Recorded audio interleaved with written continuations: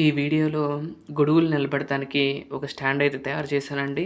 అవి ఏమిటి అనేది ఈ వీడియోలో చెప్తాను. ముందుగా ఇక్కడ చూస్తున్నారు కదండీ! ఇవేనండి.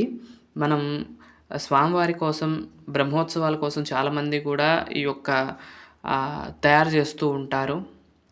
అవి గొడుగులు తయారు చేసినప్పుడు వాహన సేవ అప్పుడు ఎవరు పట్టుకోకుండా దానంతట అవే నుంచునేలాగా గొడుగులు ఉండాలి అంటే గనక ఇదైతే యూజ్ చేయండి. ఎలా చేశాను ఏంటంటే గనక కింద కనపడుతుంది చూడండి. అదొక ఇనప ప్లేట్ అండి. ఆ ప్లేట్ మనకి మార్కెట్‌లో దొరుకుతూ ఉంటుంది. మనం ఇనప కొట్టులోకి వెళ్తే ఆ మధ్యలో పైప్ కూడా ఐరన్‌దే. అయితే కింద మనం బేస్ ఏదైతే ఉందో ఆ బేస్ అనేది కొంచెం మందమే తీసుకోవాలి. అలాగే మనం మనం వాడే గొడుగు బట్టి ఉంటుందండి సైజు. అంటే మనం పెద్ద గొడుగు అనుకోండి, ఒక 10 కిలోలు ఉండే గొడుగు అనుకోండి. సరే, మనం మినిమమ్‌గా మనం గుళ్ళల్లో ఒక 10 కిలోలు పైనే ఉంటుంది. ఆ గొడుగులకైతే గనక ఈ స్టాండ్స్ అయితే పనికిరావు. మనకేంటంటే గనక చిన్న విగ్రహాలకి చేసుకునేవి ఉంటాయి చూడండి. ఆ గొడుగులైతే వీటి మీదైతే నిలబడతాయి. అయితే నేను తయారు చేసుకుంది చాలా చిన్నయి, మీకే తెలుసు కదా! అవి పైన వచ్చేసరికి 14 ఇంచెస్ అయితే వస్తుంది అడ్డము.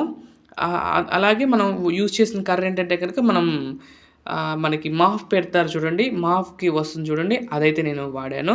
ఈ 2 యూజ్ చేసి నేనైతే ఏ ఇదైతే చేస్తున్నాను. ఈ విధంగా ముందు ఇలా పెట్టేసి, దాని మధ్యలో పెట్టేసి కొంచెం అటు ఇటు ఊగుతూ ఉంటుంది. అంటే కొంచెం లూజ్ అయితే ఉండాలి కాబట్టి అలా పెట్టాము. అలా అటు ఇటు ఊగుతుంటే మధ్యలో గనుక ఏమన్నా క్లాత్ గానీ, ఏమన్నా పేపర్ ముక్క గానీ స్ట్రైట్‌గా పెడితే గొడుగు అటు ఇటు కదలకుండా ఉంటుంది. ఈ మోడల్‌లో అయితే చేయించామండి. అయితే గొడుగు అటు గాని, ఇటు గాని వరగదండి. ఎందుకంటే కనుక కింద మనం బేస్‌మెంటు స్ట్రాంగ్‌గా ఇచ్చాం కాబట్టి అది ఊగదు. లేదు మనకి కొంచెం మీకు అనుమానంగా ఉంది, కొంచెం ముందుకి, వెనక్కి ఊగే అవకాశాలు ఉన్నాయన్నప్పుడు మీరేం చేస్తారంటే ఇంకొంచెం పెద్దదే, కింద ఉన్న ప్లేట్ పెద్దది తీసుకోండి. ఇప్పుడు నేను సుమారు కింద 6x6 తీసుకున్నాం అనుకోండి. ఇది 6x6 అలా ఉంటుంది ఒక్కోటి. అలా అయితే గనక కొంచెం నేను చేసిన గొడుగులు మాత్రం నిలబడతాయి. అలాగే ఇంకొంచెం పెద్ద గొడుగులు చేసుకోవాలి అనుకున్న వారికి మాత్రం ఇవి పనికిరావు. ఇంకా అంటే మీకు మోడల్ అయితే ఇలా అయితే ఉంటుందండి. ఇలా చేసుకుంటే బావుంటుందని చెప్తున్నాను. అయితే ఇంకా ఇంకో మార్గం ఏంటంటే గనక 4 వైపులా ప్లేట్ కుట్టాం గదండీ! ఆ ప్లేట్‌కి 4 వైపులా హోల్స్ పెట్టుకోండి. 4 హోల్స్ పెట్టుకొని, ఇప్పుడు మనకి ఇంకా పెద్ద గొడుగులు నిలబడాలి అంటే గనక పెద్ద చెక్క ముక్కలుంటాయి. మనకి పల్లెటూరులో దొరుకుతూ ఉంటాయి. చెక్క బాదులు అవన్నీ దొరుకుతూ ఉంటాయి. తీసుకొచ్చి చెక్క మీద కొట్టుకోండి. అలా కొట్టినా కూడా నిలబడతాయి. ఎంత బరువైనా ఆగుతాయి. అలాగే మనకు వాహన సేవలు జరిగేటప్పుడు ఏంటంటే గనక తిరుమలలో అట్లా సమయాల్లో ఇలానే పెడతారు గానీ, పైన ఒకళ్ళు పట్టుకొని కూర్చుంటారు. నుంచుంటారు కదా! మనం చూసే ఉంటాం వీడియోల్లో. అలా పట్టుకుంటే గనక సరిపోతుంది. అది లేదు, మేము డైరెక్ట్‌గా అలా పెట్టేయాలి అనుకున్నప్పుడు మాత్రం ఇలాంటిదొకటి స్టాండ్ చేయించుకొని పెట్టుకుంటే బావుంటుందని, మీకు కూడా చూస్తారు, మీరు కూడా చేయించుకుంటే బావుంటుందిలే అన్నట్లుగా పెట్టాను. వాటికి పెయింట్ వేశాను. ఆ తర్వాత వాటి పెయింట్ అంతా కూడా అయిపోయినాక మీకు ఈ వీడియోలో చూపిస్తాను చూడండి. అయితే లోపల రాములవారి సెట్టు ఇవి అన్నీ కూడా ఇలా అయితే సర్దుకున్నామండి. ఈ విధంగా అయితే మొత్తం నీట్‌గా అక్కడ సర్దుకోవటం అనేది జరిగింది.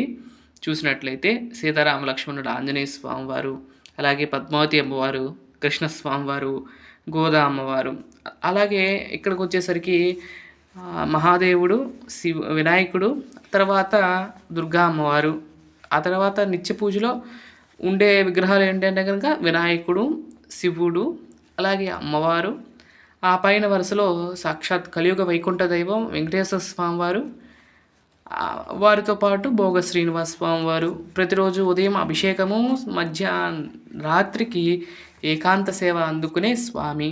వీరు నేను నిత్యారాధన చేసుకునే విగ్రహాలండి ఇవి. మిగతా రామ్ పరివార్ ఇవన్నీ కూడా ఆ యొక్క సమయాల్లో వారి యొక్క ఉత్సవాల నిమిత్తం వాటిని తీసి, ఆ ఉత్సవం అయిపోయినాక మళ్ళీ తీసేయటం అనేది జరుగుతూ ఉంటుంది. అంటే తీయడమైనా తీయదు కదా! ఆ సమయానికి పూజ చేసుకొని మళ్ళీ ఆ స్వామివారిని ఆరాధించుకోవటానికి అలా తీసుకోవటం జరిగిందండి. ఇక్కడ చూసినట్లయితే అమ్మవారిని, స్వామివారిని అందరూ కూడా దర్శనం చేసుకోండి. ఆ యొక్క స్వామివారి యొక్క శ్రీచరణాలు కూడా ఇక్కడ దర్శనమిస్తూ ఉన్నాయి. స్వామివారి యొక్క శ్రీచరణాలను కూడా దర్శనం చేసుకోండి. అలాగే అమ్మవారు చూడండి, ఈ విధంగా దీపం రూపంలో స్వామి మనకు అనుగ్రహాన్ని ఇస్తూ ఉన్నారు. దీపాన్ని కూడా చూసి నమస్కరించుకోండి. ప్రతి దీపము గూడా మనకి ఒక వేదాన్ని గుర్తు చేస్తుంది. ఇక్కడ నేను ప్రతిరోజు వెలిగించే 4 దీపాలు 4 వేదాలకు గుర్తుగా నేనైతే వెలిగిస్తూ ఉంటాను. ఆ యొక్క 4 వేదాలు స్వామికి వినిపిస్తున్నట్లుగా అనిపిస్తుంది ప్రతిరోజు గూడా స్వామికి ఈ యొక్క 4 దీపాలు ఉదయం వెలిగిస్తుంటే. నలుగురు ఋషులు 4 యొక్క వేదాలు వల్లిస్తున్నట్లుగా ఉండాలి అన్నట్లుగా నేను భావించి ఇప్పుడే కాదు ఎప్పటినుండో 4 దీపాలు వెలిగించడం అనేది ఉదయం పూట ప్రత్యేకంగా చేస్తాను. సాయంత్రం మాత్రం 2 దీపాలు మాత్రమే వెలిగిస్తాను. ఉదయం 4 దీపాలైతే ప్రతినిత్యం కూడా వెలుగుతూ ఉంటాయి. అలాగే శాంతి నిలయంలో పెయింటింగ్ పనులు కూడా మొదలుపెట్టానండి. ఇవేంటికి వేస్తున్నాము అంటే గనక మొన్న మనం కట్టుకున్నాం గదండీ! అదే అభిషేకం కోసం సెపరేట్‌గా స్టాండ్ వాటికి పెయింట్ ఎయటం అనేది ఇప్పటిదాకా పడలేదు. అయితే ఈరోజు మొదలుపెట్టాను. ఈరోజు పెయింటింగ్ పనులు కూడా చేయటం జరిగింది. ఇక్కడ నుండి స్వామివారు దర్శనం అయింది కదండీ! ఇక్కడ నుండి చూడండి ఈ విధంగా సున్నమేసి మొత్తం గూడా వేశాను. తర్వాత కొంచెం ఆరిపోయిన తర్వాత ఇంకా కలర్ వస్తూ ఉంటుంది. కొంచెం తడి మీద ఉంది కాబట్టి అలా ఉంది గానీ, మామూలుగా పొడిగా ఆరిపోతే మాత్రం మామూలుగానే వచ్చేస్తుందండి. ఈ విధంగా పెయింటింగ్ పనులు, ఇవన్నీ పనులు చేసుకుంటూ ఉన్నాను. అలాగే శ్రీరామనవమి దగ్గరికొస్తుంది. అలాగే నవరాత్రులు దగ్గరకొస్తున్నాయి.